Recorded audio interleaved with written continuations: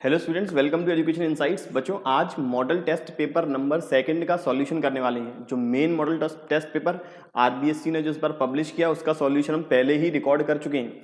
और जिन बच्चों ने अभी तक चैप्टर वाइज कितने नंबर के क्वेश्चंस, कितने नंबर का कवरेज रहेगा हर एक चैप्टर में से, वो वाली वीडियो नहीं देखी है, तो बच्चों पहले मेरा रिकमेंडेशन है वो वीडियो आप लोग जरूर देखें, ताकि आपको कॉमन आइडिया लग जाएगा किस चैप्टर में से कितने क्वेश्चंस बनेंगे।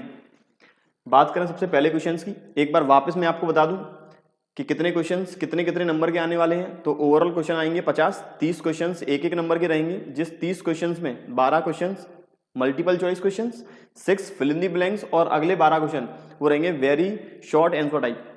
अगले 13 क्वेश्चंस 2-2 नंबर के, फिर अगले 4 क्वेश्चंस 3-3 नंबर के, और आखिरी में जो 3 क्वेश्चंस रहेंगे 21, 22, 23, वो तीनों रहेंगे 4-4 नंबर के।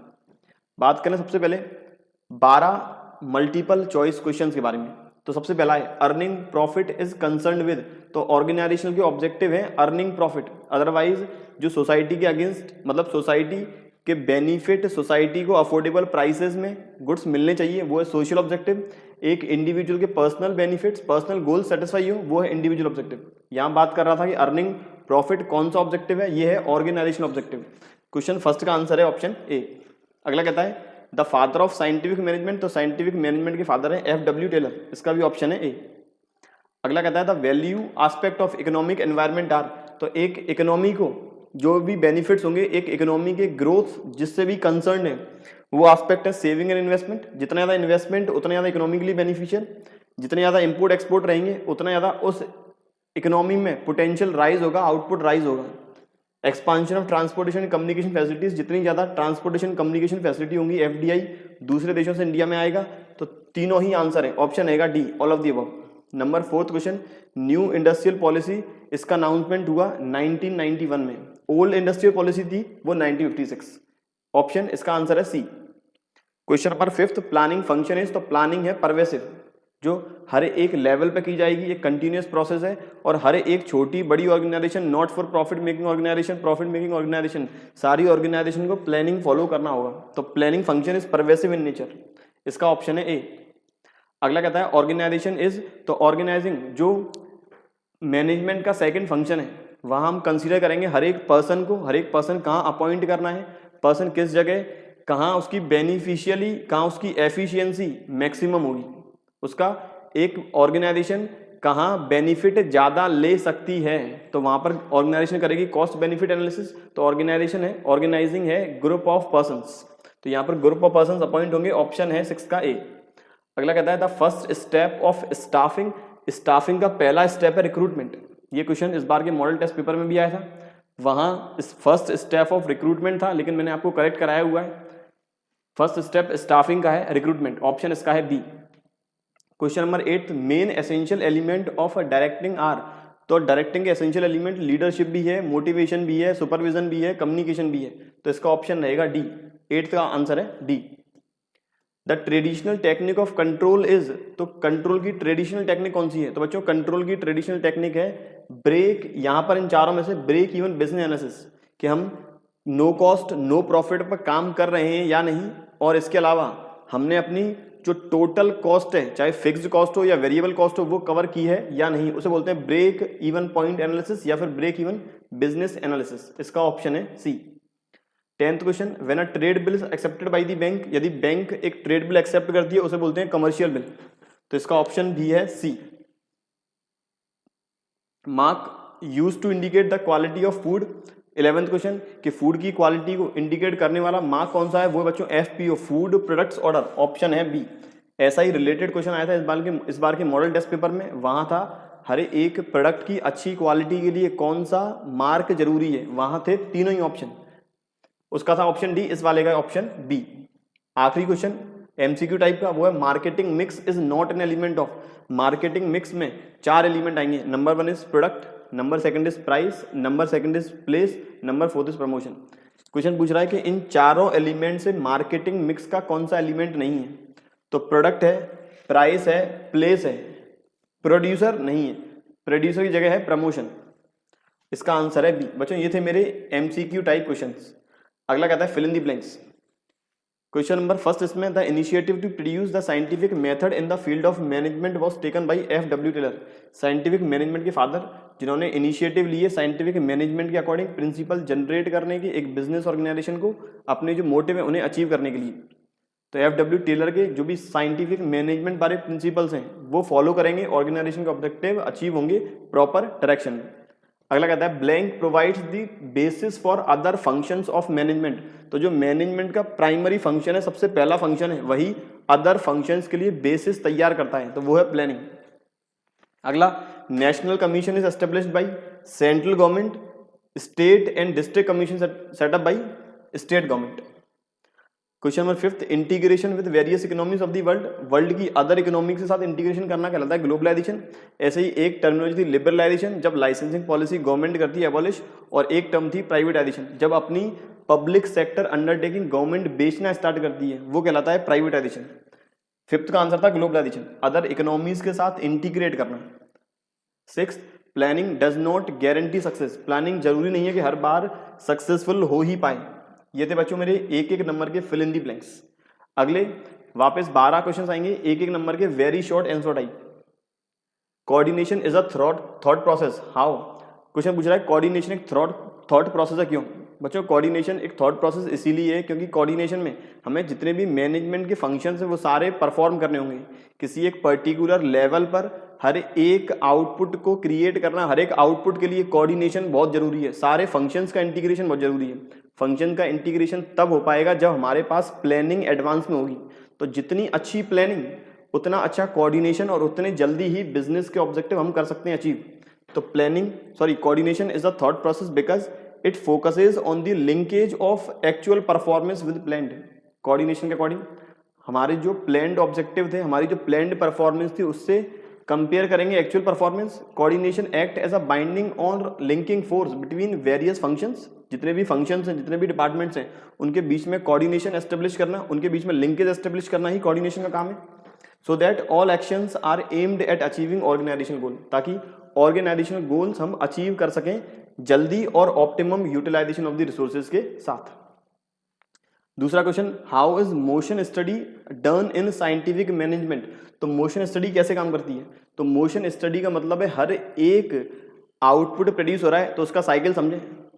यदि हमें एम्प्लॉय अपॉइंट कर रहे हैं तो समझें एम्प्लॉय किस तरह से काम करेंगे। यदि एम्प्लॉय एग्जिस्टिंग काम कर रहे हैं तो एम्प्लॉय का काम करने का तरीका क्या है। मतलब हर बार हम जो पूरी प्रोसेस है, प्रोसेस समझेंगे, प्रोसेस को अरेंज करेंगे प्रॉपर फॉर्म में, तब ही मैक्सिमम आउटपुट गेन कर सकते हैं, तभी कॉस्ट होगी मिनिमम। तो motion study study of each and every movement of production process which focuses on the cutting the excess movement so that cost could be minimised. पूरी production process के बारे में डीपली स्टडी करना। Employ की जो engagement process है, employ की जो वर्किंग प्रोसेस है, उसके बारे में कंप्लीट एनालिसिस करना, ताकि हमें लगता है हम कोई एक स्टेप कट कर सकते हैं, प्रोडक्शन प्रोसेस में से कोई एक हम स्टेप को काट सकते हैं, हटा सकते हैं, ताकि हमारी कॉस्ट आ सके मिनिमम। यह है कंप्लीट मोशन स्टडी। तो मोशन स्टडी कहता है कि जो हम पूरी प्रोडक्शन साइकिल है, प्रोडक्शन साइकिल को एक अच्छे तरीके से पहले समझें। हमें लगता है वहाँ पर हमें पूरी प्रोडक्शन साइकिल प्रोसेस करने की रिक्वायरमेंट नहीं है, हम 2 या 3 स्टेप कम कर सकते हैं। तो वो स्टेप यदि कम करेंगे तो बेनिफिट है ऑर्गेनाइजेशन के लिए, टाइम बचेगा और कॉस्ट सेव होगी। अगला कहता है एक्सप्लेन दी वर्ड प्रोग्राम। तो प्रोग्राम क्या है? प्रोग्राम के अंदर जितने भी पॉलिसीज, प्रोसीजर्स, रूल्स एक ऑर्गेनाइजेशन ने फॉर्म किए अपने ऑर्गेनाइजेशन ऑब्जेक्टिव को अचीव करने के लिए, वो प्रोग्राम के अंदर कंसीडर किए जाएंगे। Programmes are detailed statements related to the project which outlines the objective, policies, procedure, rules, task, human and physical resources required and the budget to implement any course of action। तो programme में organisation ने जो भी policy form की है, जो भी procedure form किए हैं, जो भी बजट अंडरटेक किया है ऑर्गेनाइजेशन ऑब्जेक्टिव को अचीव करने के लिए, उसके बारे में डिटेल्ड और डीपली डिस्कशन, उसके बारे में एक कंप्लीट एनालिसिस ही कहलाता है प्रोग्राम। तो ये भी एक प्लान का टाइप है। अगला कहता है question number 4, state the difference between delegation and decentralisation. तो डेलीगेशन और डिसेंट्रलाइजेशन के बीच मुझे बताना है डिफरेंस। तो पहला डिफरेंस है डेलीगेशन एक कंपलसरी प्रोसेस है, क्योंकि डेलीगेशन कंपलसरी प्रोसेस इसीलिए है क्योंकि मैनेजमेंट सारे काम खुद नहीं कर सकती। अगर मैनेजमेंट सारे काम खुद करेंगे तो उनके पास रेस्पॉन्सिबिलिटी बहुत ज़्यादा होगी। यदि रेस्पॉन्सिबिलिटी ज़्यादा होगी तो उनका जो मेन मोटिव है प्लानिंग करना प्रॉपर फॉर्म में, लेकिन यदि मैनेजमेंट सारे काम खुद कर रही है तो अच्छे वे में प्लानिंग नहीं कर पाएगी, उनका जो माइंड होगा वो फ्री नहीं होगा, तो इसकी वजह से दिक्कत आएगी उनकी कंप्लीट प्लानिंग प्रोसेस में। तो डेलीगेशन कहता है मैनेजमेंट को अपने काम डेलीगेट करने पड़ेंगे अपने आगे वाली सब ऑर्डिनेट्स को, जबकि डिसेंट्रलाइजेशन कहता है ये ऑप्शनल है, मैनेजमेंट को करना है, रेस्पॉन्सिबिलिटी और अथॉरिटी को डेलीगेट कर सकता है, अगर नहीं करना है तो नहीं करे। कुछ इस जगह डिसेंट्रलाइजेशन में कुछ ऐसी इंपॉर्टेंट थिंकिंग प्रोसेस, कुछ ऐसे इंपॉर्टेंट अथॉरिटीज जो टॉप मैनेजमेंट आगे डेलीगेट नहीं करते हैं, वो आएगा डिसेंट्रलाइजेशन के अंदर। पढ़े, delegation refers to downward transfer of authority from a superior to subordinate which is mandatory in nature because management can not perform each task alone, जबकि decentralisation refers to systematic effort to delegate to the lowest level all authority except which can be exercise. सारी authority delegate कर देंगे लेकिन ऐसी authority delegate नहीं करेंगे जो top management ही एक्सरसाइज करेगी। It is broad concept, decentralisation broad concept है जबकि डेलीगेशन नैरो कॉन्सेप्ट है। एक नंबर का क्वेश्चन है, मुझे केवल एक ही डिफरेंस लिखना होगा, याद रखें। कुछ बच्चे पूछते हैं कि सर एक नंबर के क्वेश्चन में कितना लिखना है, तो बच्चों डिफरेंस वाला क्वेश्चन है तो एक नंबर में एक ही डिफरेंस लिखें। 2 नंबर वाले में आता है तो 2 नंबर में आप लिखें 2 डिफरेंस, कोई भी नंबर डिडक्ट नहीं होंगे, लेकिन शर्त यही है कि आप जो डिफरेंस लिख रहे हैं वो डिफरेंस उस ही टॉपिक से कंसर्न्ड होना चाहिए। It is a broad concept in compare to delegation because it is an optional decision making done at the discretion of top level management. अगला कहता है इनफॉर्मल ऑर्गेनाइजेशन क्या है, तो एक ऐसी ऑर्गेनाइजेशन जहां पर कोई भी रूल्स, जहां पर कोई भी regulations, policy, procedure complete return form में नहीं है और जहां पर कम्युनिकेशन करने के लिए कोई एक प्रॉपर प्रोसेस फॉलो नहीं करनी है। Informal organization has no written rules and do not have fixed line of communication and faster spread of information, quick feedback is available in informal organization। मुझे केवल एक नंबर में लिखना था यहाँ पे, वो मैंने इतना काफी है एक नंबर के लिए।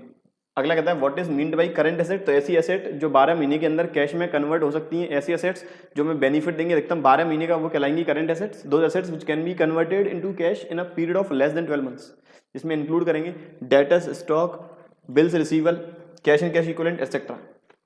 अगला कहता है what is meant by capital structure in financial management. Capital structure का मतलब बिजनेस को जो सोर्सेज हैं फंड के, सोर्सेज बोलते हैं कहां से पैसा हमें रिसीव करना है। बिजनेस के पास 2 सोर्सेज हैं, एक डेट, दूसरा है इक्विटी।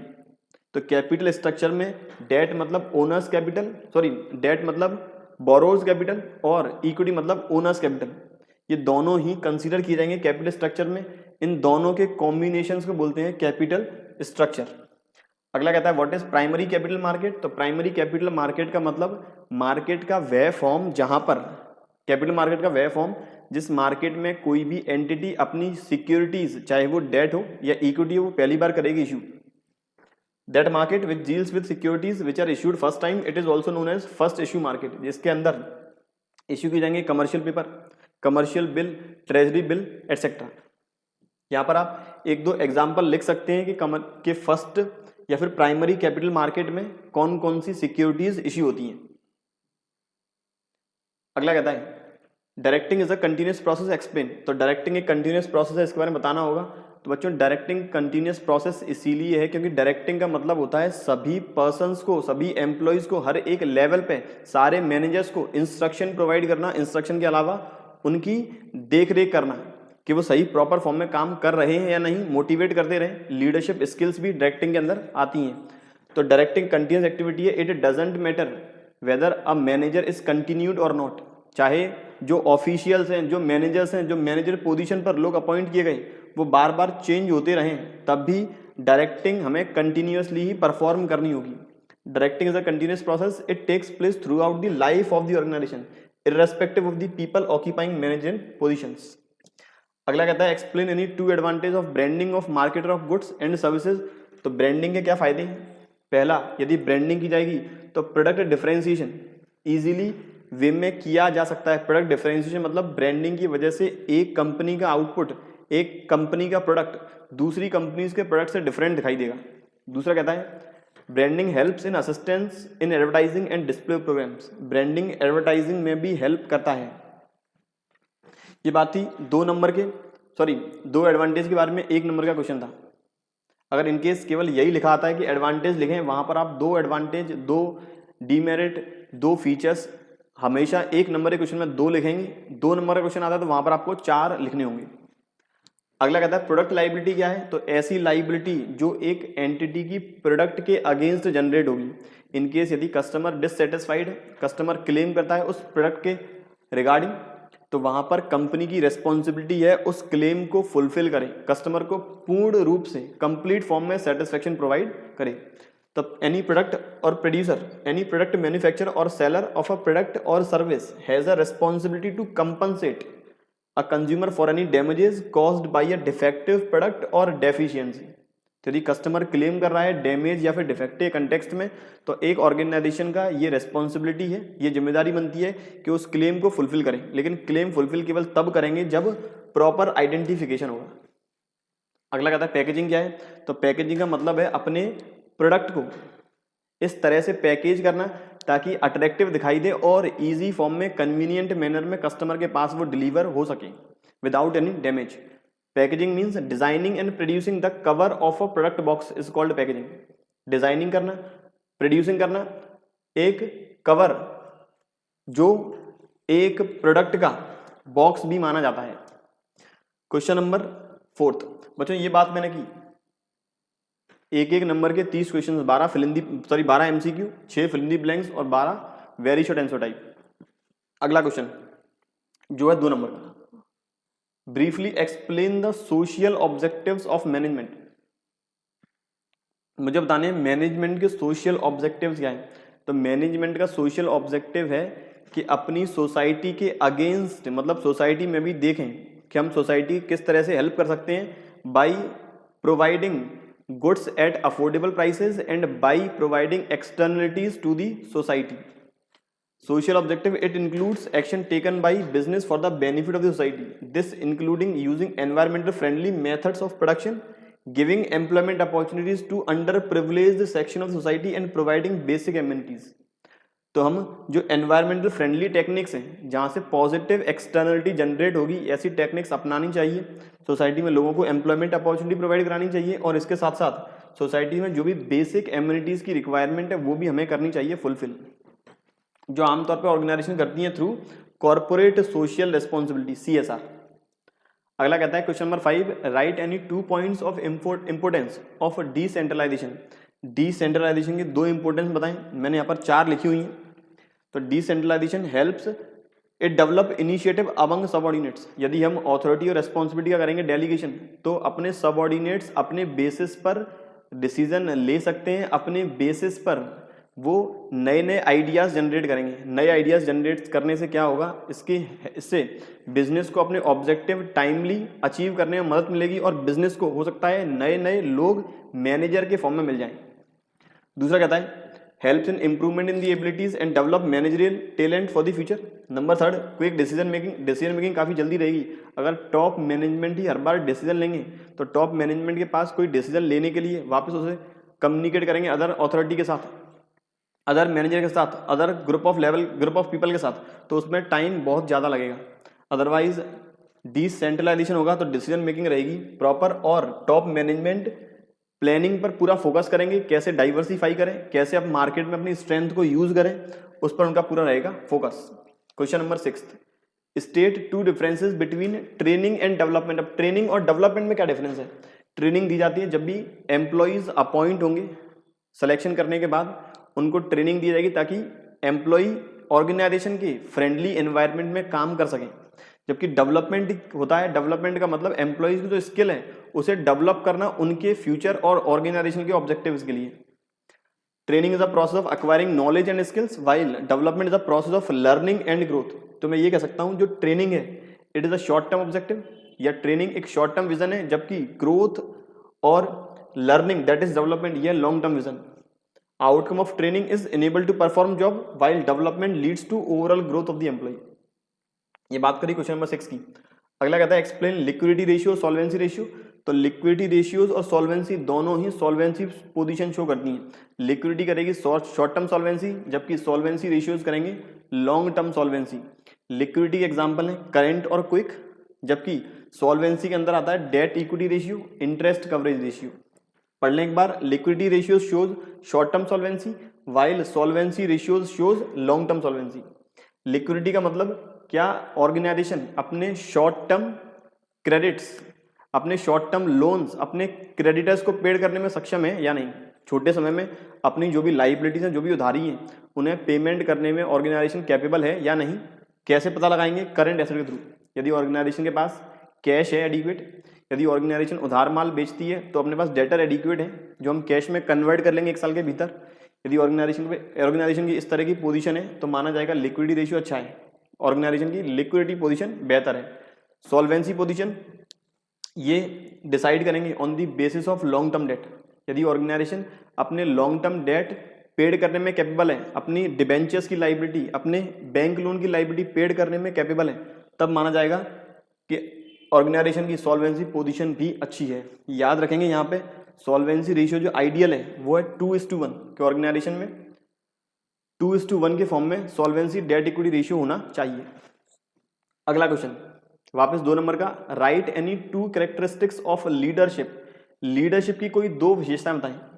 तो लीडरशिप की नंबर पहली जो विशेषता है, it indicates ability of an individual to influence other.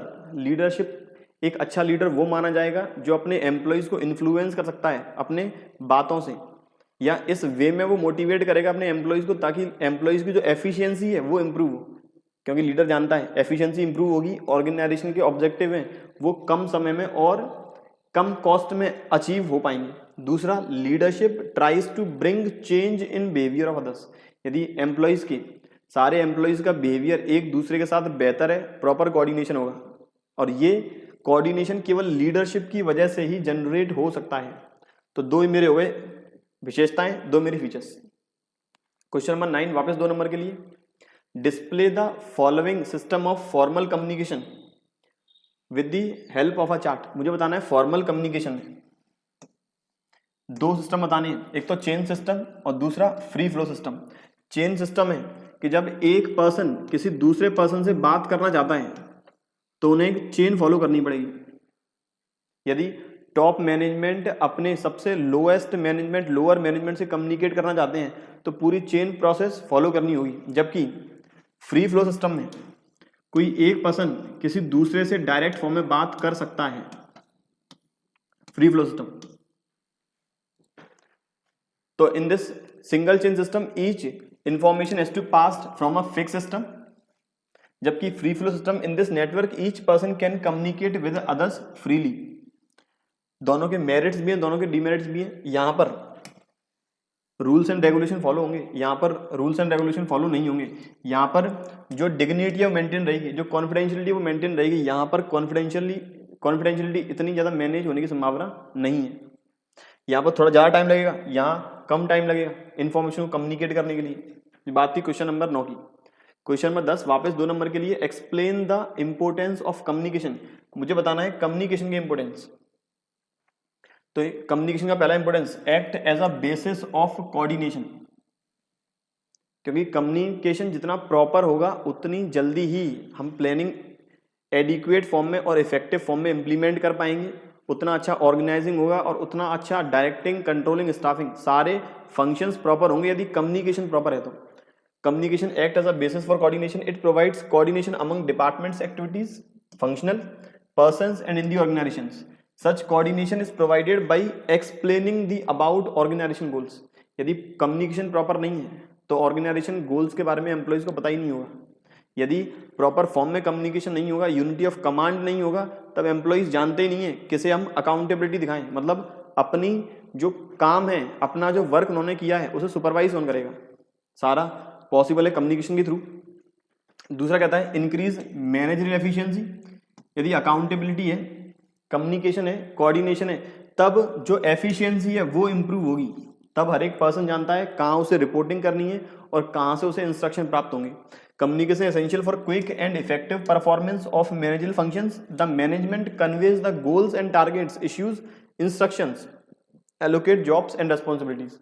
मतलब कुल मिला के कम्युनिकेशन है प्रॉपर तभी authority, responsibility, accountability proper form में होगी। ये तीनों यदि प्रॉपर फॉर्म में रहेंगे तो जो ऑब्जेक्टिव्स हैं ऑर्गेनाइजेशन के वो कम टाइम में अचीव हो पाएंगे, जैसे हम बोलते हैं cost benefit analysis. Question number 11, discuss money market.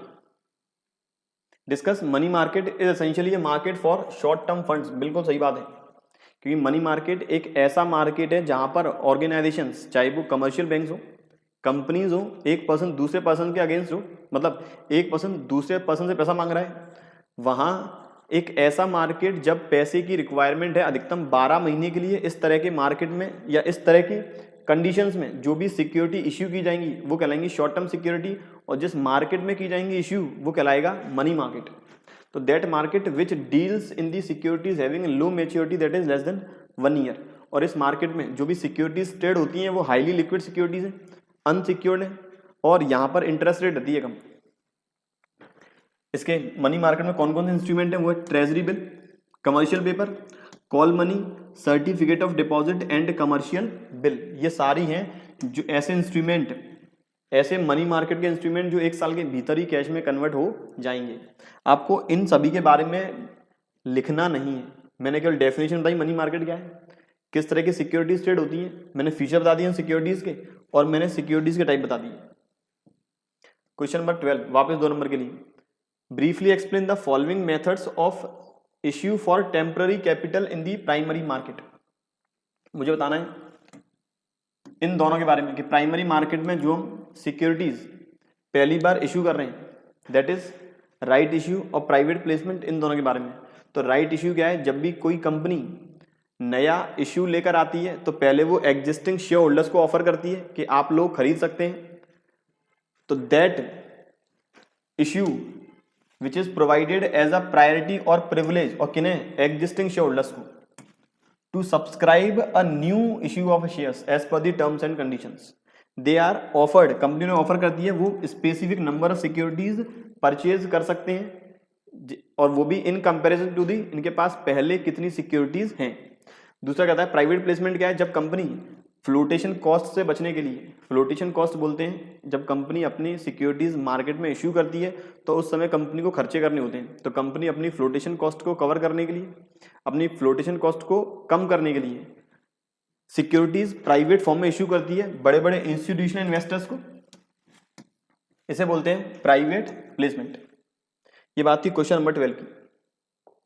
अगला question number 13, what are the characteristics of a good brand name. अब ब्रांड नेम के कैरेक्टरिस्टिक्स कौन कौन से, मतलब एक अच्छा ब्रांड नेम की विशेषताएं कौन कौन सी हैं। तो एक विशेषता है ब्रांड नेम होना चाहिए simple and short, brand name होना चाहिए यूनिक, मतलब किसी दूसरी कंपनीज के बिल्कुल डिफरेंट, और ब्रांड नेम इस तरह का होना चाहिए ताकि वो एक कंपनी के जो प्रोडक्ट हैं उसकी स्पेसिफिक आइडेंटिटी बता सके। तो ब्रांड नेम की पहली विशेषता, it should be short and distinct, और दूसरा a brand name should suggest the product benefits and qualities. यहां पर आप 2 नंबर का है तो इनको थोड़ा सा एक्सप्लेन और कर सकते हैं कि शॉर्ट किस टाइप में होना चाहिए, एग्जाम्पल बता सकते हैं एक आध दो कंपनी की। अगला कहता है discuss any two objectives of financial planning. Financial planning के 2 ऑब्जेक्टिव, 2 मोटिव कौन कौन से हैं। तो पहला मोटिव है to ensure availability of funds whenever required. तो पहला मोटिव ये एंश्योर करना कि फर्म को या एक एंटिटी को कब पैसे की रिक्वायरमेंट रहती है। जैसे वर्किंग कैपिटल की बात करें तो वर्किंग कैपिटल एक शॉर्ट टर्म फाइनेंस है, बिजनेस ऑर्गेनाइजेशन को वर्किंग कैपिटल की रिक्वायरमेंट में एक एग्जांपल या एक बेसिस है सीजन या सीजनल रिक्वायरमेंट। यदि पीक सीजन है तो वहां पर वर्किंग कैपिटल की रिक्वायरमेंट ज्यादा होगी, ऑफ सीजन है तो वर्किंग कैपिटल की रिक्वायरमेंट होगी कम। तो यहाँ पर ये आइडेंटिफिकेशन जरूरी है कि पीक सीजन कब होगा, ऑफ सीजन कब होगा, क्योंकि पीक सीजन में जब आएगा तो उससे पहले ही हम जो फंड्स की रिक्वायरमेंट रहेगी उसे फुलफिल कर लें। तो सबसे पहला ऑब्जेक्टिव है ये इंश्योर करना कि फंड की अवेलेबिलिटी कब कब रहेगी। This include a proper estimation of funds required for different purpose such as for the purpose of long term assets और to may day to day expense of the business. ये भी identify करना short term या फिर long term finance है, मतलब हमें पैसा रिक्वायरमेंट शॉर्ट टर्म के लिए या फिर लॉन्ग टर्म के लिए। शॉर्ट टर्म के लिए रहेगा तो फर्म ज्यादा रेट ऑफ इंटरेस्ट पर पैसा उधार ले सकती है, लेकिन यदि लॉन्ग टर्म रहेगा तो फर्म का मोटिव रहेगा हम हमेशा ही कम रेट ऑफ इंटरेस्ट के लिए उधार लें पैसा। दूसरा कहता है to see that firm does not raise resources unnecessarily, मतलब केवल एडिक्वेट फंडिंग होनी चाहिए। फाइनेंशियल प्लानिंग जो है वो हमेशा एडिक्वेट फंडिंग के लिए होनी चाहिए। एडिक्वेट फंड मतलब जितने फंड की रिक्वायरमेंट है उतना ही रेज करें। अगर उससे ज़्यादा रेज करेंगे तो ऑर्गेनाइजेशन का जो इंटरेस्ट है, यदि हमने डेट के फॉर्म में रेज किया है तो इंटरेस्ट राइज होगा, यदि हमने इक्विटी के फॉर्म में रेज किया है तो शेयर होल्डर डिविडेंड की रिक्वायरमेंट, डिविडेंड की डिमांड करेंगे। Excess funding is almost as bad as inadequate funding. Even if there is some surplus money, good financial planning would put into the best possible use। यदि surplus money है तो उसका best possible use करने की पूरी कोशिश करें। Best possible use कैसे करेंगे, उसे कहीं फर्दर इन्वेस्ट करें और इन्वेस्ट करें शॉर्ट टर्म लिक्विड एसेट में। ऐसा नहीं कि सरप्लस मनी है वो हम लॉन्ग टर्म एसेट में इन्वेस्ट कर दें, बाद में कैश में कन्वर्ट करने में दिक्कतें आएँ। तो हमेशा प्लानिंग मस्ट बी एडिक्वेट और एंश्योर करें फंड की रिक्वायरमेंट किस समय रहती है। ये बात थी पिछला वाला क्वेश्चन नंबर 14 2 नंबर के लिए। अब है question number 15। Right the first 2 step of control process. Control process के स्टार्टिंग है 2 स्टेप। तो सबसे पहला स्टैंडर्ड सेट करना और दूसरा मेजर करना एक्चुअल परफॉर्मेंस को, और तीसरा रहता है कंपैरिजन, फोर्थ रहता है वेरिएंस या फिर वेरिएशन आइडेंटिफाई करना। पहला स्टेप स्टैंडर्ड सेट करना। स्टैंडर्ड का मतलब हमारा जो बेस है, अपना जो बजटेड एरियाज, बजटेड एस्पेक्ट या फिर अपना जो बजट है, हम कितना अनुमान लगा रहे हैं। यदि हम स्टैंडर्ड सेट कर रहे हैं आउटपुट के फॉर्म में तो हमें कितना मटेरियल का रहेगा कंजम्पशन, लेबर को कितना घंटे काम करना पड़ेगा, एक आउटपुट की कॉस्ट कितनी आएगी। First step is the controlling process is setting of performance standard. चाहे परफॉर्मेंस लेबर की हो चाहे परफॉर्मेंस मटेरियल की हो। यदि हम मटेरियल के कंटेक्स्ट में बात कर रहे हैं तो एक यूनिट को बनने में कितना मटेरियल लगेगा वो भी कहलाएगा स्टैंडर्ड। एक यूनिट को बनाने में कितने घंटे लेबर काम करेगी वो भी रहेगा स्टैंडर्ड। तो सबसे पहला स्टेप है स्टैंडर्ड फिक्स करना। स्टैंडर्ड आज the criteria against which actual performance would be measured. यदि स्टैंडर्ड रहेंगे तभी ऑर्गेनाइजेशन एक्चुअल परफॉर्मेंस मेजर कर पाएगी। एक्चुअल और स्टैंडर्ड को कंपेयर करने के बाद ये एनालाइज करेंगे क्या हमने कॉस्ट कम की है या कॉस्ट आई है ज्यादा, ताकि फिर फर्दर वेरिएशन को कवर करने के लिए एडिक्वेट स्टेप्स लिए जाएं। Standard serve as a benchmark towards which the organisation strives to work. दूसरा measurement of actual performance. Once performance standard are set, second step is measurement कि हमने एक्चुअल जो प्रोडक्शन हुआ है, एक्चुअल में जो लेबर ने काम किया है वो स्टैंडर्ड के अकॉर्डिंग कितना कम या फिर कितना ज्यादा है। Performance should be measured in an objective and reliable manner. There are several techniques for measurement of performance। तो परफॉर्मेंस को मेजर करने के लिए अलग अलग टेक्निक्स हैं। यहाँ पर मुझे केवल लिखने थे 2 स्टेप। अब देखेंगे तो यहाँ पर स्टेप की उन्होंने एक्सप्लेनेशन नहीं पूछी, लेकिन तब भी मैंने एक्सप्लेनेशन लिखी है। रीजन यही है 2 नंबर में यदि कोई पॉइंट्स आते हैं लिखने के लिए उनमें 2 या 3 लाइन अवश्य लिखें। ये बात थी क्वेश्चन नंबर 15 की। अब है क्वेश्चन नंबर 16 2 नंबर का आखिरी question. What are the importance of management. बहुत सिंपल है, मैनेजमेंट की इंपोर्टेंस क्या है। तो पहला है मैनेजमेंट से ऑर्गेनाइजेशन के जो ग्रुप गोल्स हैं वो अचीव होंगे टाइमली मैनर में, और दूसरा मैनेजमेंट से जो एफिशिएंसी है वो होगी इंक्रीज, ताकि हम cost benefit analysis easy form में कर पाए। The task of manager is to given a common direction to the individual effort in achieving the overall goal of the organisation. तो यदि मैनेजमेंट है प्रॉपर फॉर्म में है तो मैनेजमेंट का जो इंपॉर्टेंस रहेगा कि मैनेजमेंट से हम सभी एम्प्लॉयज की जो कंबाइंड एफर्ट है इजीली हम आइडेंटिफाई, इजीली मेजर कर सकते हैं, ताकि ऑर्गेनाइजेशन का गोल टाइमली हम अचीव कर पाए। दूसरा कहता है functions of management are performed with the motive of cost benefit analysis. Business का मोटिव है प्रॉफिट मैक्सिमाइजेशन, तो प्रॉफिट मैक्सिमाइजेशन केवल तब संभव है जब कॉस्ट बेनिफिट एनालिसिस करेंगे कि हम जो एम्प्लॉय अपॉइंट कर रहे हैं, हम जो मटेरियल परचेज कर रहे हैं, जो फिक्स एसेट खरीद रहे हैं, क्या उन सभी से कॉस्ट कम होगी या फिर कॉस्ट इंप्रूव होगी। इनकेस कॉस्ट यदि बढ़ती है तो ऐसी टेक्निक्स या ऐसे एम्प्लॉयज रिटेन नहीं करने चाहिए। अगर लॉन्ग टर्म विजन है तो बिल्कुल रिटेन करें। ये बात थी 2 इंपोर्टेंस की, और ये थे 2-2 नंबर के सारे मेरे 13 क्वेश्चंस। अब यहां से 3-3 नंबर के 4 क्वेश्चंस। क्वेश्चन है explain giving any 3 reason why delegation of authority is important in an organization। Delegation of authority important क्यों है एक ऑर्गेनाइजेशन के लिए। तो मुझे 3 पॉइंट और उन तीनों की एक्सप्लेनेशन भी लिखनी होगी। 3 पॉइंट है। डेलीगेशन जरूरी इसलिए ताकि मैनेजमेंट इफेक्टिव हो। इफेक्टिव किस फॉर्म में हो, अगर डेलीगेशन नहीं होगा तो सारे काम मैनेजमेंट को ही करने होंगे, मैनेजमेंट सारे काम करेगी तो फिर जो थॉट प्रोसेस है वो बिल्डअप ही नहीं होगी। मैनेजमेंट ध्यान ही नहीं देगी कि हमें कौन सा नया आउटपुट मार्केट में लॉन्च करना है, हम कैसे अपनी कॉस्ट कटिंग कर सकते हैं, हम कैसे अपने कॉम्पिटिटर पहचानें, कैसे हम अपने कॉम्पिटिटर के कंपैरिजन में अपने प्रोडक्ट को बेहतर बनाएं। तो इसीलिए डेलीगेशन जरूरी है ताकि मैनेजमेंट इफेक्टिव फॉर्म में काम कर पाए, अपनी स्ट्रेंथ को पहचाने, अपने कॉम्पिटिटर आइडेंटिफाई करे, अपने जो प्रोडक्ट एग्जिस्टिंग मार्केट में बेच रहे हैं उनमें क्या क्या वेरिएशन लाएं और कौन से नए प्रोडक्ट मार्केट में लॉन्च करें ताकि जो अपना मोटिव है प्रॉफिट मैक्सिमाइजेशन वो हम अटेन कर पाएं। दूसरा एम्प्लॉय डेवलपमेंट, यदि डेलीगेशन होगा तो मैनेजमेंट रेस्पॉन्सिबिलिटीज फर्दर एम्प्लॉयज को, यदि रेस्पॉन्सिबिलिटी मैनेजमेंट आगे फर्दर एम्प्लॉयज को ट्रांसफर करेंगी तब एम्प्लॉयज अच्छा परफॉर्म करेंगे, उनके पास ऑथोरिटी रेस्पॉन्सिबिलिटी दोनों रहेगी। तो यहाँ से पता लगेगा एम्प्लॉयज की क्वालिटीज, जो एम्प्लॉय अच्छा होगा उस एम्प्लॉय को फर्दर और प्रमोशन मिलते जाएंगे, उस एम्प्लॉय की जो मैनेजरियल एफिशिएंसी है वो इंप्रूव होगी। तीसरा कहता है मोटिवेशन ऑफ एम्प्लॉयज, तो एम्प्लॉयज कुछ एम्प्लॉय चाहते हैं हम बहुत आगे तक ग्रोथ कर पाएं, तो ग्रोथ करने का एक ही रीजन है डेलीगेशन ऑफ अथॉरिटी। अथॉरिटी का डेलीगेशन होगा तब उन्हें एडवर्स डायरेक्शन में या फिर तब उन्हें एडवर्स सिचुएशन में काम करने का मौका मिलेगा।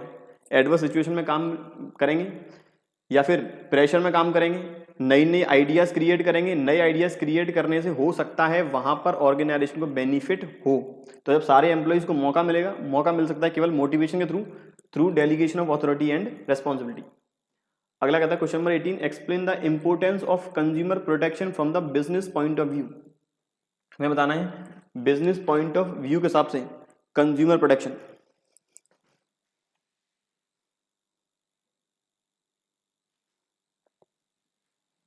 तो पहला है long term interest of business. सबसे पहला जो है वो है long term interest of business. Business के पॉइंट ऑफ व्यू से बिजनेस चाहता है लंबे समय में हम रिटेन रह पाए मार्केट के अंदर, मार्केट में हम लंबे समय तक टिके रहें। तो सबसे पहला ही है कि कंज्यूमर को प्रॉपर सर्विसेज प्रोवाइड कराएं, कंज्यूमर का जो प्रॉपर फीडबैक है वो टाइमली हम ऑब्टेन करते रहें।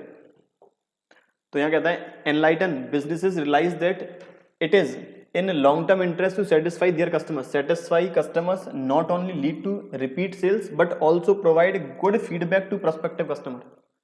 यदि कस्टमर को प्रॉपर सेटिस्फाई करेंगे, कस्टमर को जितनी भी सर्विसेज हैं वो अवेलेबल कराएंगे, तब कस्टमर सेटिस्फेक्शन के साथ साथ रिकमेंडेशन भी करेगा अगले कस्टमर्स को, तो बिजनेस की सेल्स तो इंप्रूव होगी, वो तो रिपीटेड कस्टमर है ही है, इसके अलावा और नए नए कस्टमर्स जुड़ते जाएंगे। अगला कहता है बिजनेस यूजेस सोसाइटीज रिसोर्सेज। अब बिजनेस सोसाइटी के रिसोर्सेज यूज कर रहा है तो बिजनेस की रेस्पॉन्सिबिलिटी है कि सोसाइटीज के लिए वो अच्छी और अफोर्डेबल प्राइसेस पर अच्छी क्वालिटी के गुड्स ऑफर करें।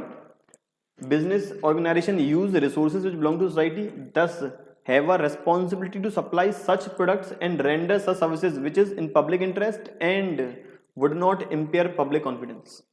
अगला है सोशल रिस्पॉन्सिबिलिटी। तो बिजनेस का सोशल ऑब्जेक्टिव है। अब business has social responsibility toward the various interest groups. किस तरह की सोशल रिस्पॉन्सिबिलिटी कि हम सोसाइटी में एम्प्लॉयमेंट अपॉर्चुनिटी क्रिएट करें, अफोर्डेबल प्राइसेस में गुड्स अवेलेबल कर पाएं। Business organisation make money by selling goods and providing services to the consumers, thus consumers form an important group among the many stakeholders of the business and other stakeholders, their interest has to be well taken care of. बहुत बार जो कंपनियां public में अपने share issue करती हैं तो company की ये भी रिस्पॉन्सिबिलिटी है कि समाज में हमारे ही शेयर होल्डर हैं, मतलब जिन लोगों ने कंपनी में पैसा लगाया हुआ है वो लोग सोसाइटी का पार्ट हैं, तो उन लोगों को बेहतर प्रोडक्ट अवेलेबल करवाएं, बेहतर सर्विसेज प्रोवाइड कराएं ताकि और शेयर होल्डर्स जुड़ पाएं और उनका डिविडेंड हो पाए improve. Question number next, limitation क्या है प्लानिंग की। तो प्लानिंग की limitation, planning leads to rigidity. Planning जिस फॉर्म में हमने बनाए हैं उसी फॉर्म में रहेंगे, कोई एडवर्स सिचुएशन आती है प्लानिंग काम नहीं करेगी। दूसरा कहता है planning may not work in dynamic environment. Planning हमेशा एक ही एनवायरनमेंट के अकॉर्डिंग क्रिएट की जाती है, एक ही एनवायरनमेंट के अकॉर्डिंग डिसाइड की जाती है, जो चेंज नहीं हो सकते। और प्लानिंग रिड्यूस्ड क्रिएटिविटी। कुछ एम्प्लॉयज ऐसे हैं जो परफॉर्म करना चाहते हैं लेकिन प्लानिंग के अकॉर्डिंग वो परफॉर्म नहीं कर पाते हैं, तो जो एम्प्लॉयज की क्रिएटिविटी है वो होती है रिड्यूस। और planning involve huge cost. Planning को हमेशा डिसाइड करती है प्लानिंग मैनेजमेंट, टॉप मैनेजमेंट के हाथों में ही है कि टॉप मैनेजमेंट क्या डिसीजन लेने वाले, क्या फर्दर प्लानिंग रहेगी। तो जितना टॉप मैनेजमेंट डिसीजन लेंगे, जितना ज़्यादा समय लेंगे, उतनी ज़्यादा कॉस्ट और टाइम दोनों ही स्पेंड होगा। तो प्लानिंग एक खर्चीली विधि है। 3 नंबर का आखिरी question, explain production concept as and sales concept. तो प्रोडक्शन कॉन्सेप्ट क्या है? सबसे पहले प्रोडक्शन का मतलब है गुड्स को प्रोड्यूस करने की एक process, a process in which raw material gets converted into the finish good known as production process. अब प्रोडक्शन प्रोसेस में हमेशा एंटिटी को ये ध्यान रखना पड़ेगा कि मार्केट में डिमांड किस तरह के आइटम की है। यदि जिस आइटम की डिमांड ज़्यादा है वैसा ही आइटम प्रोड्यूस करें और इस तरह की कंडीशंस का फ़ायदा ना उठाएं। फ़ायदा ना उठाने का मतलब मार्केट में यदि डिमांड ज़्यादा है तो एडिक्वेट सप्लाई करें और प्राइस इस तरह से रखें कि हर कोई पर्सन परचेज कर पाए। तो यहाँ कहता है due to high demand production also rises and bulk production leads to decrease in production cost. यदि डिमांड ज़्यादा होगी, एंटिटी ज़्यादा क्वांटिटी में प्रोड्यूस करेगी, ज़्यादा क्वांटिटी में प्रोड्यूस करेगी तो उसके लिए रॉ मटेरियल खरीदेगी, मशीन खरीदेगी। ज़्यादा क्वांटिटी में प्रोडक्शन करने से डिस्काउंट मिलेगा रॉ मटेरियल पे। ज़्यादा क्वांटिटी में परचेज करेंगे तो जो मशीन का कॉस्ट एलोकेशन होगा पर यूनिट डेप्रिसिएशन के फॉर्म में वो भी रहेगा कम। अगर आगे कहता है for maximising profits it should kept focus on availability and affordability. यदि लॉन्ग टर्म विजन है ग्रोथ तो प्राइस की अफोर्डेबिलिटी और प्रोडक्ट की इजी अवेलेबिलिटी ये भी ध्यान में रखना होगा। अगला कहता है सेलिंग कॉन्सेप्ट क्या है? Selling concept believes that customers will not buy the product unless they are adequately convinced and motivated to do so। Selling concept का मतलब है इस तरह की प्रमोशनल टेक्निक्स एडॉप्ट करना कि कस्टमर उस प्रोडक्ट को क्यों खरीदे और उस खरीदने के बाद उस प्रोडक्ट के क्या क्या बेनिफिट्स हैं। तो इस तरह की एग्रेसिव सेलिंग टेक्निक अपनाएं, एडवर्टाइजमेंट अपनाएं प्रॉपर फॉर्म में। Use of promotional techniques such as advertising, personal selling, sales promotion were considered essential for selling of the products. Focus of business firm shifted to the increasing the sales of product through aggressive selling techniques।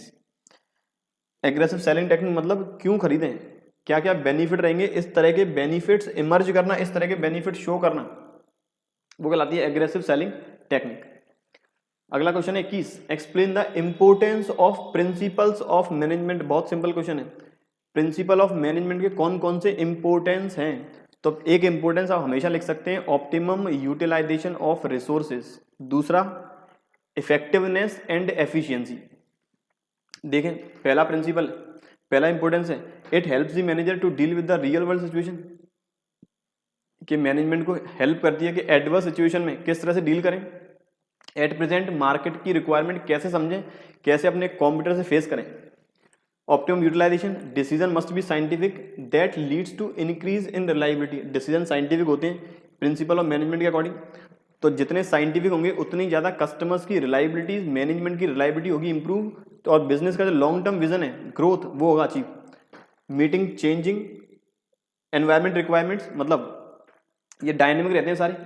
और number last है fulfilling social responsibilities. तो एक business organisation की जो भी social responsibility है उसका भी पूरे फॉर्म में ध्यान रखते हैं सारे मैनेजमेंट के principles.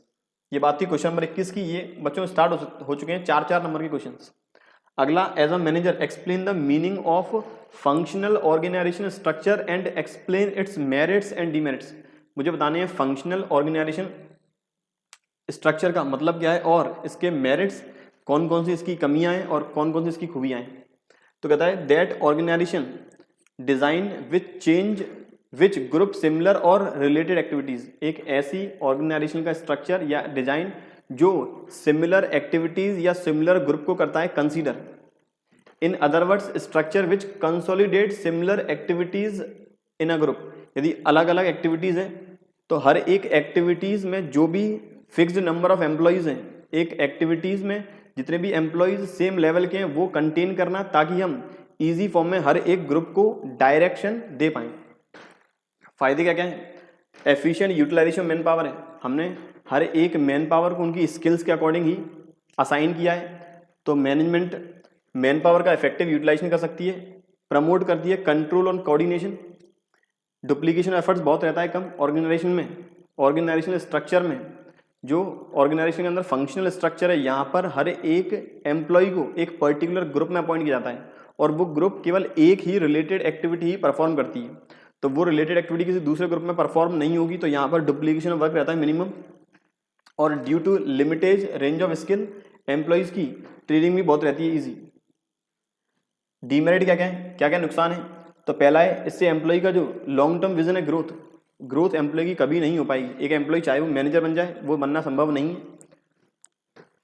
Concern with the specific functions so organisation objective can effect, हर एक ग्रुप का, हर एक स्ट्रक्चर का अपने अपने फंक्शंस, अपने अपने ऑब्जेक्टिव है, तो हो सकता है ऑर्गेनाइजेशन का ऑब्जेक्टिव अफेक्ट हो। दूसरा कहता है कॉन्फ्लिक्ट बिटवीन 2 और more departments on the base of compatibility. और नंबर 3 जो एम्प्लॉय की ग्रोथ है वो रहेगी लिमिटेड।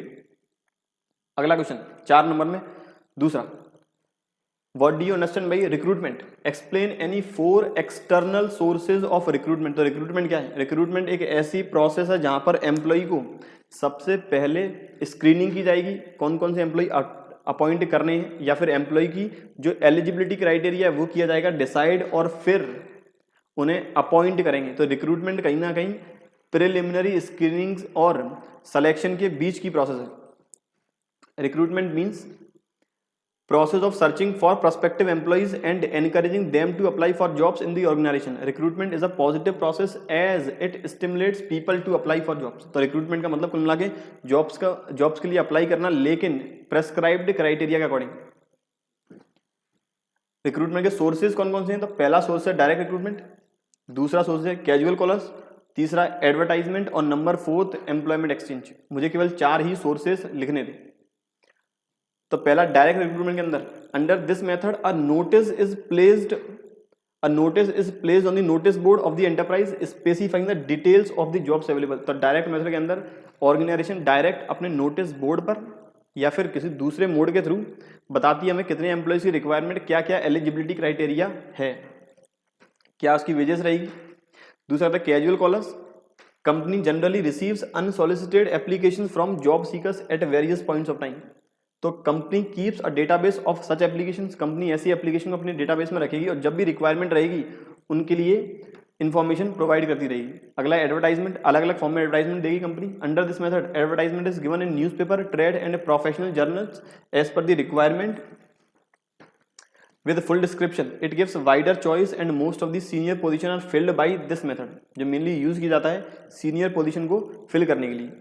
अगला एम्प्लॉयमेंट एक्सचेंज। एम्प्लॉयमेंट एक्सचेंज ऐसी मीडिएटर्स या ऐसी ऑर्गेनाइजेशंस जो एम्प्लॉयज की रिक्वायरमेंट, एक कंपनी की रिक्वायरमेंट के हिसाब से या फिर जो पर्सन जॉब करना चाहते हैं उनकी रिक्वायरमेंट के हिसाब से कंपनीज को एम्प्लॉय से मिलवाती है, वो है एम्प्लॉयमेंट एक्सचेंज। ये बात थी क्वेश्चन नंबर 22 का दूसरा पार्ट। आखिरी question 23, state the factors that determine the selection of capital structure. अब कैपिटल स्ट्रक्चर को डिटरमाइन करते समय किन किन बातों का याद रखें, कौन कौन से फैक्टर हमें करने होंगे कंसीडर। तो पहला फैक्टर है कैश फ्लो पोजीशन, दूसरा फैक्टर है इंटरेस्ट कवरेज रेशियो, तीसरा ROI रिटर्न ऑन इन्वेस्टमेंट, और चौथा है कॉस्ट ऑफ डेट। मुझे कैपिटल स्ट्रक्चर डिटरमाइन करते समय, कैपिटल स्ट्रक्चर का डिटर्मिनेशन मतलब कि हम डेट से पैसा रेज करें या फिर हम पैसा रेज करें इक्विटी के थ्रू, दोनों में से किस फंडिंग को, किस बेसिस को हम यूज करें ताकि ऑर्गेनाइजेशन का मोटिव अचीव हो पाए और कॉस्ट का बर्डन आए कम। तो सबसे पहला इसके लिए फैक्टर है कैश फ्लो। ये डिसाइड करना कि हमें कैश की रिक्वायरमेंट कहाँ पर है और उस कैश का कहाँ हम एप्लीकेशन करेंगे। Size of projected cash flows must be considered before borrowing. कितनी कैश की रिक्वायरमेंट है ऑपरेटिंग में, मतलब वर्किंग कैपिटल में, कितनी कैश की रिक्वायरमेंट है नॉन करंट एसेट्स में, और उस दोनों कैश की रिक्वायरमेंट को कैसे हम फाइनेंसिंग मतलब डेट और इक्विटी से करेंगे फिल। दूसरा होता है interest coverage ratio. The interest coverage ratio मतलब कि जो हमारे पास प्रॉफिट है, profit before interest and tax है, वो इंटरेस्ट को कितनी बार कवर कर सकता है। तो यदि हम डेट के फॉर्म में रेज कर रहे हैं, कैपिटल स्ट्रक्चर डेट के फॉर्म में हम पैसा रेज कर रहे हैं, तो इंटरेस्ट कवरेज रेशियो कंसीडर करना बहुत जरूरी है। The interest coverage ratio refers to number of times earning before interest and tax of the company cover its interest obligation. क्या एग्जिस्टिंग कंपनी के ऊपर डेट का बर्डन है और कंपनी यदि और बर्डन रेज करती है तो कंपनी के पास क्या इतने एडिक्वेट प्रॉफिट हैं कि अपना ICR interest coverage ratio adequate रहे, और वो भी आइडियल रेशियो के फॉर्म में। अगला रिटर्न ऑन इन्वेस्टमेंट, ये निकाला जाता है मेनली इक्विटी शेयरहोल्डर्स के लिए। कि क्या कंपनी के पास इतना प्रॉफिट है कि वो इक्विटी शेयर होल्डर्स को डिविडेंड बांट सकें, या फिर कंपनी के पास जो प्रॉफिट है उसके अकॉर्डिंग जो भी इक्विटी शेयर होल्डर है उनका ईपीएस कितना बनेगा। If the ROE of the company is higher it can choose to use trading on equity to increase its EPS and that is its ability to use debt is greater. तो return on investment हमेशा निकाला जाता है equity share holders के लिए, और इसे निकालने का तरीका है profit before interest and tax divided by number of equity shares. यहां से आ जाएगा एक शेयर होल्डर के लिए कितनी अर्निंग अवेलेबल है। यदि मैं डिवाइड कर दूंगा कैपिटल एम्प्लॉयड का, यदि डिवाइड कर दूंगा कैपिटल एम्प्लॉयड का, मेनली डिवाइड किया था कैपिटल एम्प्लॉयड का, यदि हम नंबर ऑफ इक्विटी शेयर्स का डिवाइड करेंगे तो मुझे इंटरेस्ट और टैक्स दोनों माइनस करना होगा। यहां मैं डिवाइड करूंगा केवल कैपिटल एम्प्लॉयड का। अगला है cost of debt. Cost of debt मतलब a firm's ability to borrow at a lower rate increases its capacity to employ higher debt. यदि कॉस्ट ऑफ डेट कम है, कॉस्ट ऑफ डेट का मतलब होता है लोन की इंटरेस्ट रेट, हम जो डिबेंचर इशू कर रहे हैं उसकी इंटरेस्ट रेट। अगर कॉस्ट ऑफ डेट कम है तो डिबेंचर जारी करो, अगर कॉस्ट ऑफ डेट ज़्यादा है तब शेयर्स इशू करो। तो सारे पॉइंट्स ये चारों हमें कंसिडर करने होंगे जब कंपनी कैपिटल स्ट्रक्चर कर रही है डिटरमाइन। अगला कहता है स्टेट द फैक्टर्स, ऐसे फैक्टर बताएं जो डिविडेंड डिसीजन को अफेक्ट करेंगे। तो डिविडेंड डिसीजन को अफेक्ट करने वाला पहला फैक्टर है अर्निंग्स, क्योंकि डिविडेंड कहाँ से बांटते हैं, प्रॉफिट में से, current year as well as previous year के प्रॉफिट में से। तो ज़्यादा प्रॉफिट अवेलेबल होगा ज़्यादा डिविडेंड बांट पाएंगे, कम प्रॉफिट अवेलेबल होगा कम डिविडेंड बांटेंगे। दूसरा अर्निंग स्टेबिलिटी।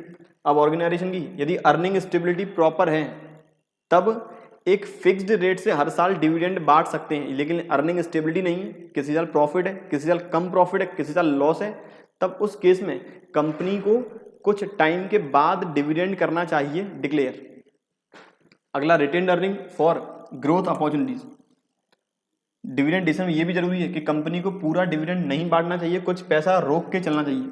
रोक के क्यों चलेंगे, अगर हमें फर्दर कुछ इन्वेस्टमेंट करना है, हमें कहीं कोई लॉस राइट ऑफ करना है तो अपने पास प्रॉफिट है नहीं है, लॉस राइट ऑफ कहाँ से होगा। इसीलिए ग्रोथ अपॉर्चुनिटीज, नई एसेट्स परचेज करने के लिए, नए इन्वेस्टमेंट करने के लिए हमारे पास प्रॉफिट का होना जरूरी है। अगला कैश फ्लो पोजीशन, डिविडेंड बांटेंगे कहाँ से, कैश में से, तो क्या अपने पास एडिक्वेट कैश है ये भी पता होना जरूरी है। Number next stock market reaction, क्योंकि यदि स्टॉक मार्केट में प्राइस बढ़ेगी, सीधी बात प्राइस बढ़ेगी, कंपनी के पास आएंगे प्रॉफिट, कंपनी के पास कैश आएगा, कंपनी उस पैसे को इन्वेस्ट करेगी, फर्दर प्रॉफिट जनरेट होंगे, डिविडेंड बढ़ेगा। या फिर डिविडेंड इंप्रूव होगा तो शेयर होल्डर और शेयर परचेज करना करेंगे स्टार्ट, शेयर परचेज करेंगे और कंपनी का वापस पैसा आएगा, इन्वेस्ट करेंगे, प्रॉफिट इंक्रीज होंगे। कंपनी लॉसेज में आती जा रही है तो लोग क्या करेंगे, शेयर बेचते जाएंगे, कंपनी का शेयर बिकेगा मार्केट के अंदर, सप्लाई ज़्यादा डिमांड कम, प्राइस गिर जाएगी, कंपनी की जो गुडविल है वो मार्केट में गिरने लगेगी, प्रॉफिट डिक्रीज होने लगेंगे। तो इसलिए कहता है स्टॉक मार्केट रिएक्शन पर भी पूरा हमें फोकस रखना चाहिए। ये बात थी क्वेश्चन नंबर 23 के दूसरे पार्ट की। बच्चों ये बात की मैंने मॉडल टेस्ट पेपर नंबर 2 की। उम्मीद है क्वेश्चन समझ में आए होंगे। वीडियो पसंद आए लाइक जरूर करें, अपने फ्रेंड्स के साथ शेयर जरूर करें। ऐसे ही बच्चों रिलेटेड टॉपिक डिस्कस करेंगे अपने अगले लेक्चर में, तब तक पढ़ते रहिए। Thank you.